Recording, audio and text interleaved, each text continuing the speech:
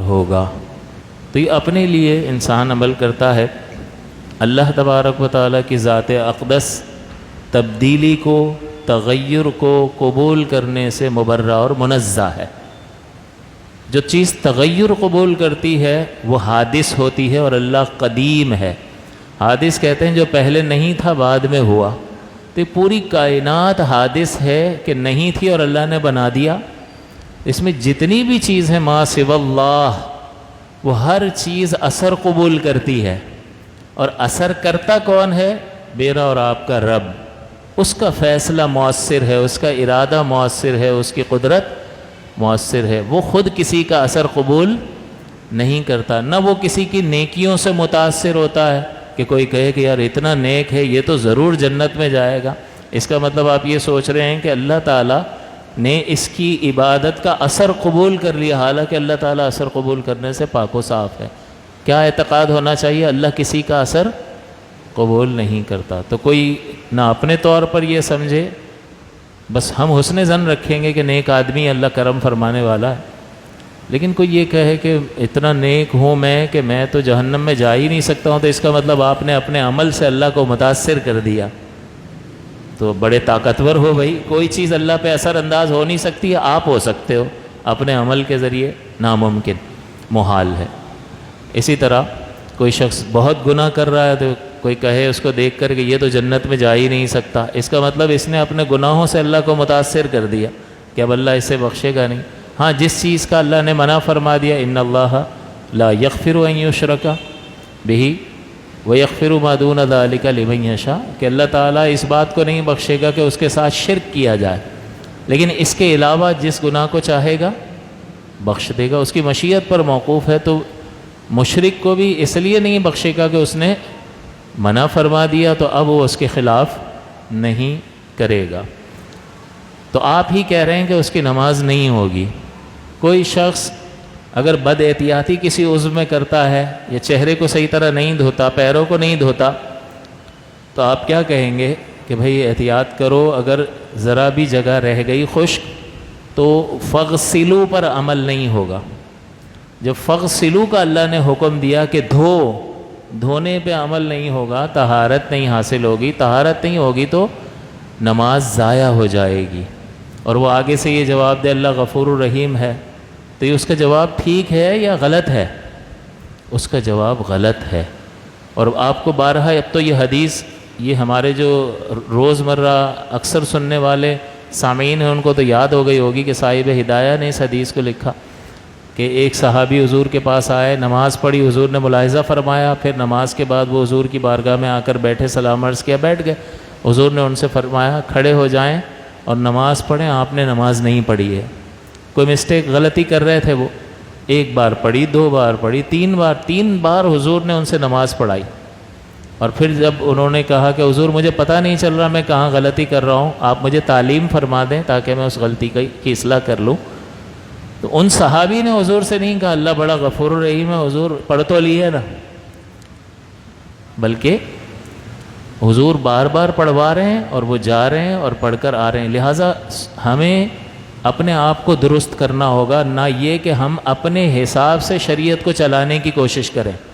اللہ تعالیٰ نے جو اجر و ثواب مقرر فرمایا ہے جو عبادت کی تکمیل کے لیے کہ یہ تمہاری عبادت مکمل ہوئی، اس کے لیے جو جو لازمی چیزیں اللہ نے اور اس کے پیارے حبیب نے مقرر فرمائی ہیں، جب اس معیار پہ پورا اترے گا تو مانا جائے گا کہ تم نے کر لیا، اور نہیں اترے گا تو نہیں مانا جائے گا، چاہے پھر وہ خود اپنے طور پر اس کو سمجھتا رہے کہ ہو گیا، میں نے وضو کر لیا، نماز پڑھ تو لی۔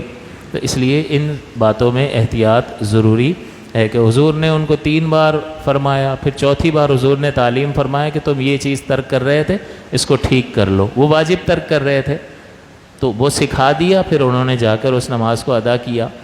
تو یہ تو واجب تھا جس کی وجہ سے نماز مکروہ تحریمی ہو رہی تھی، واجب الاعادہ، فاسد نہیں ہو رہی تھی۔ طہارت کے بغیر تو نماز ہوگی نہیں، شروع ہی نہیں ہوگی، تو اس کا بدرجہ اولا اہتمام کرنا چاہیے۔ تو آپ کی عبادات ہیں، آپ کی محنتیں ہیں، آپ آتے ہیں ٹائم نکال کے اللہ کی عبادت کرتے ہیں، اور طہارت میں نقص رہ جائے تو پھر نقصان کا باعث ہوگا۔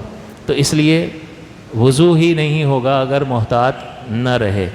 اب آپ جب چہرے کو دھو رہے ہیں تو چہرے کو دھونے میں پانی یہاں سے ڈالنا ہے، پہلے بھی بتایا تھا، کیونکہ چہرہ یہاں سے یہاں تک اور ایک کان کی لو سے دوسرے کان کی لو تک یہ پوری گولائی ہے، تو آپ کو پانی یہاں سے بہانا چاہیے تاکہ پورے چہرے پر پانی بہہ جائے۔ پھر اس میں احتیاط یہ ہے کہ پانی ڈالتے وقت اتنی آنکھیں بھینچ لیں کہ یہ جو حصہ ہے عام طور پر بند کریں آنکھیں تو نظر آتا ہے، لیکن وہ پانی کی وجہ سے اتنی بھینچ لی کہ وہ ایک خفیف سی لکیر بن گئی، اور وہ حصہ اگر دھلنے سے رہ جائے گا تو وضو نہیں ہوگا۔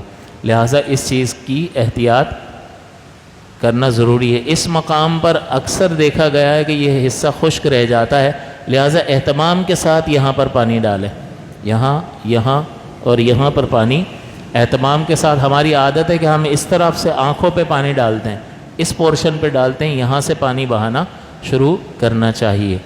پھر آنکھوں میں اگر کوئی چیز لگی ہو، آشوب چشم وغیرہ، پلکوں میں وہ چکناہٹ جم جاتی ہے، جب آنکھیں دکھنا شروع ہوتی ہیں، بیماری جب پھیلتی ہے آشوب چشم، تو اس میں چکناہٹ جو ہے وہ بالوں میں، پلکوں میں جم جاتی ہے، تو جب تک اس کو ہٹا کر پانی نہیں بہائیں گے وضو نہیں ہوگا۔ ہر بال کا دھونا فرض ہے۔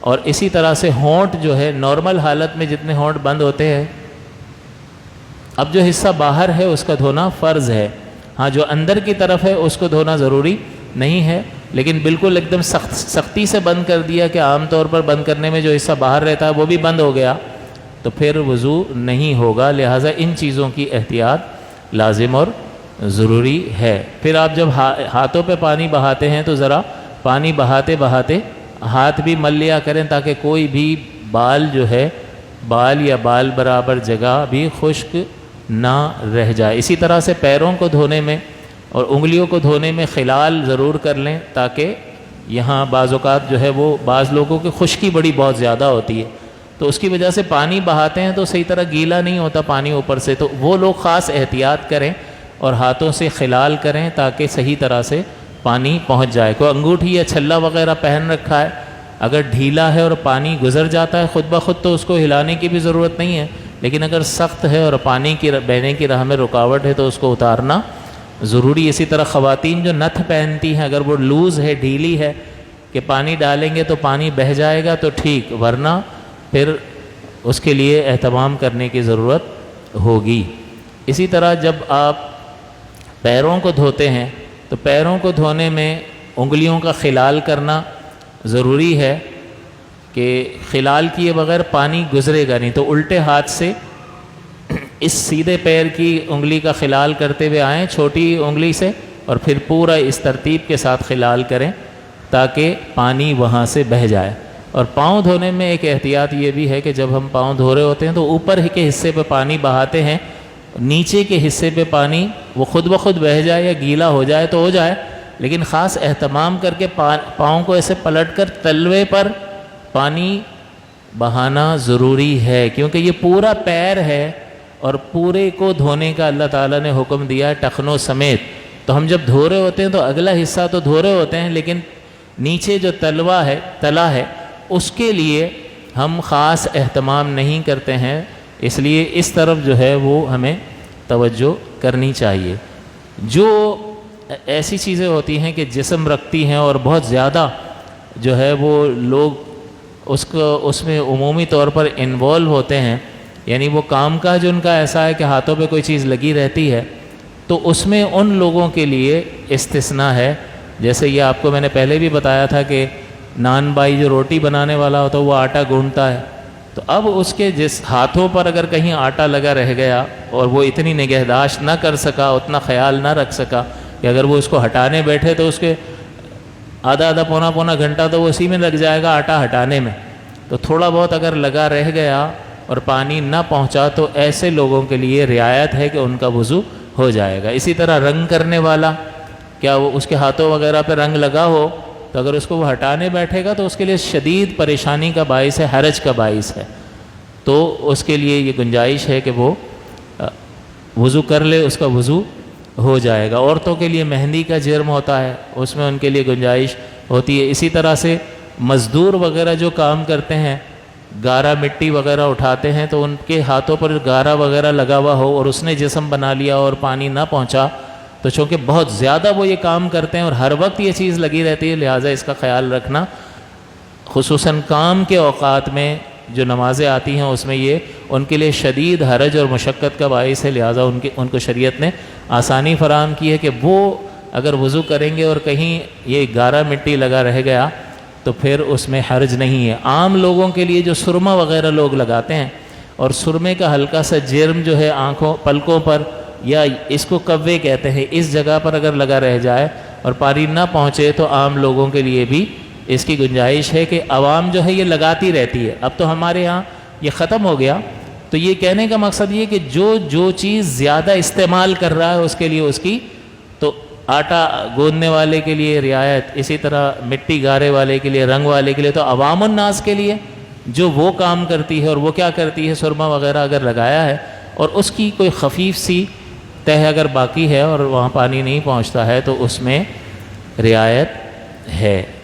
باقی ہر چیز جہاں جس جگہ کو دھونے کا حکم دیا ہے وہاں احتیاط کے ساتھ 2 بوند پانی بہانا ضروری ہے، تبھی اس حکم پر عمل ہوگا۔ مزید یہ کہ وضو کن چیزوں سے ٹوٹتا ہے، تو اس میں سب سے پہلے کل ما یخرج من السبیلین، جو نجاست کے، انسانی جسم سے نجاست کے نکلنے کے جو 2 راستے ہیں، ان 2 راستوں سے جو بھی چیز نکلے گی وہ وضو کو توڑ دیتی ہے۔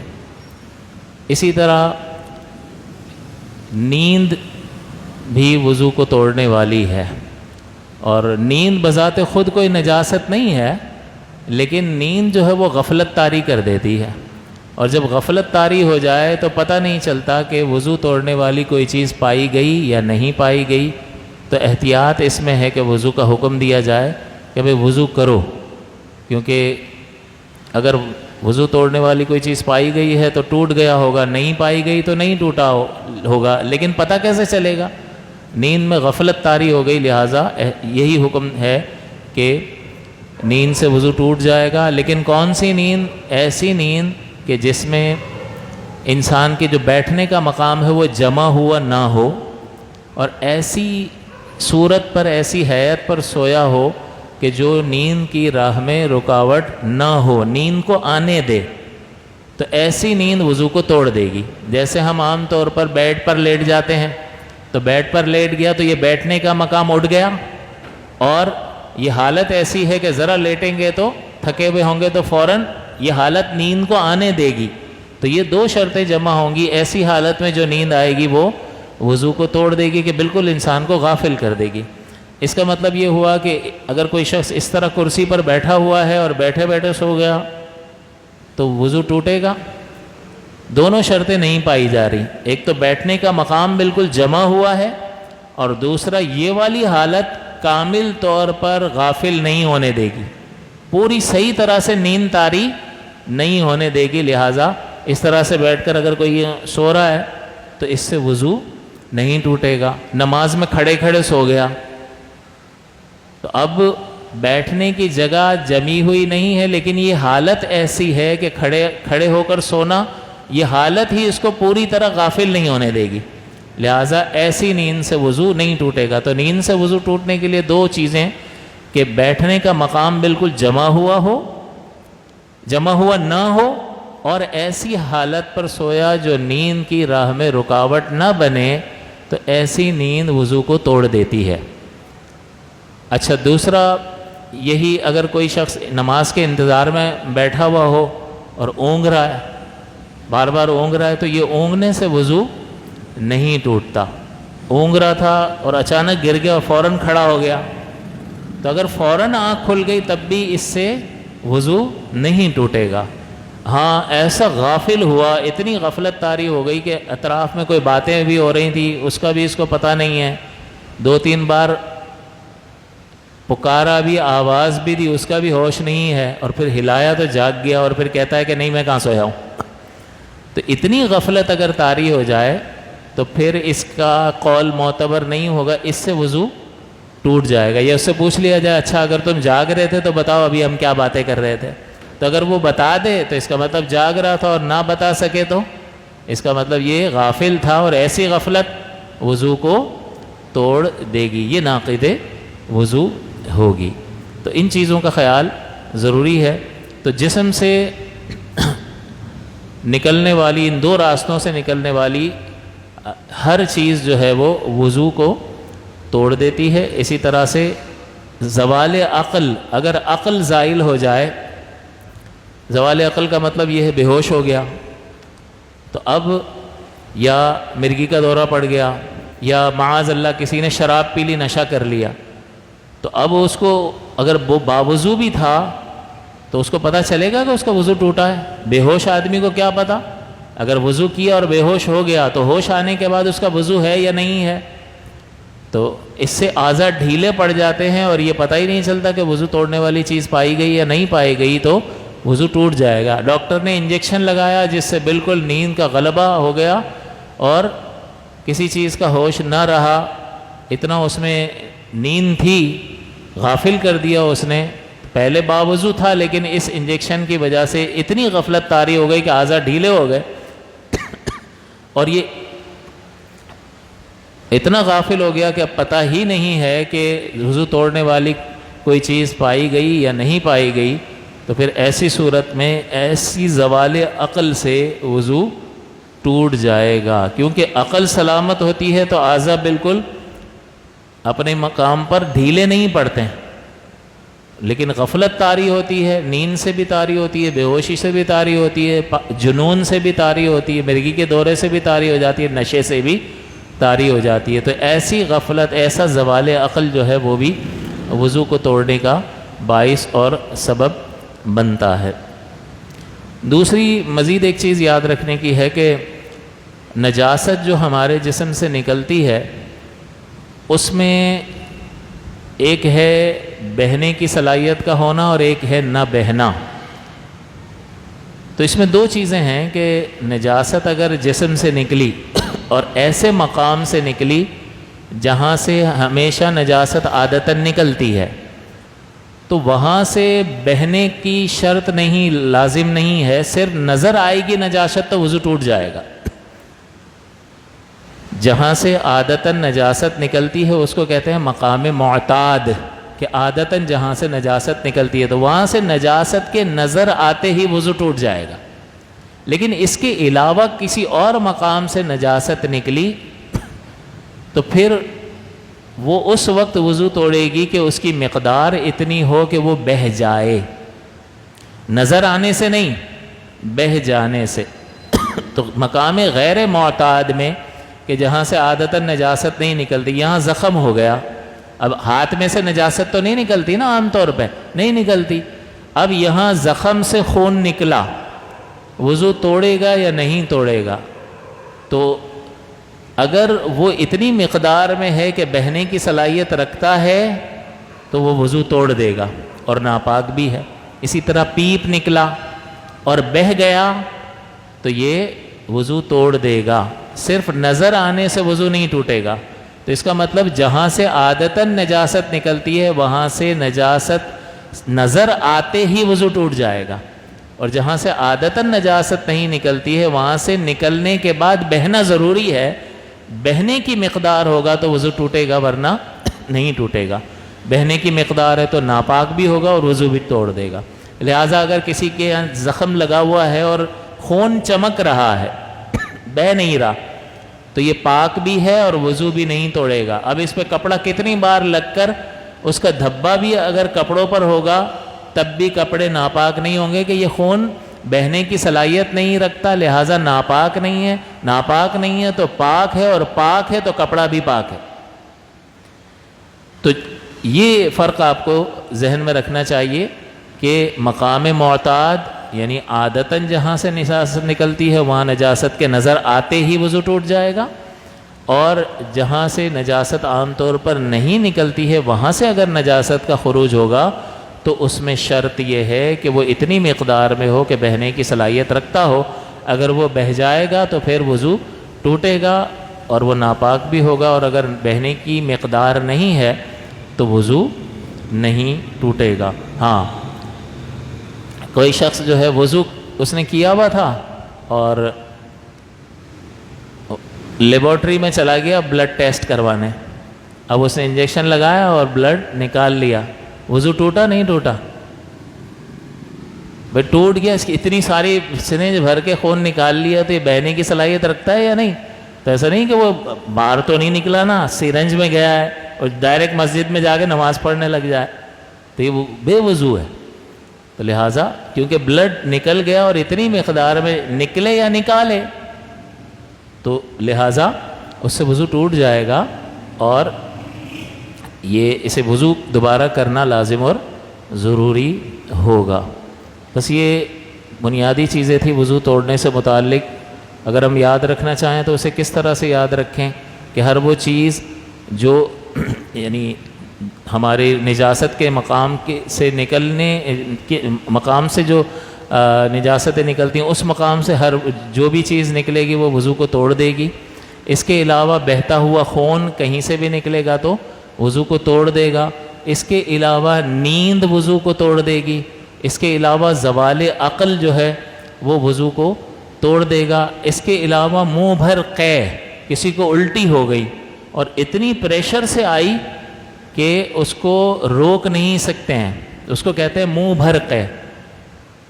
منہ بھرنے کا مطلب یہ نہیں کہ منہ بھر کر آئے، بلکہ اتنی کہ آپ اتنی تیزی سے آئے کہ آپ اس کو روک نہ سکیں، اس کو منہ بھر قے کہتے ہیں۔